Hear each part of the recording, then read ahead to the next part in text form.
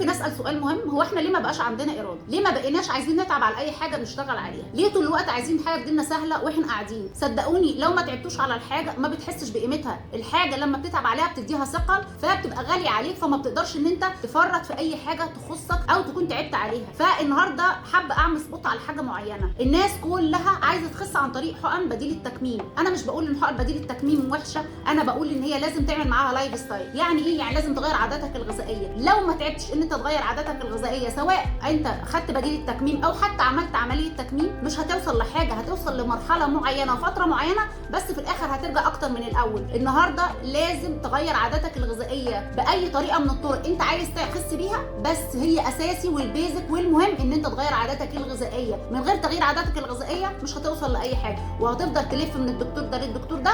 ودي نصيحه النهارده، ودمتم اصحاء ودمتم بألف.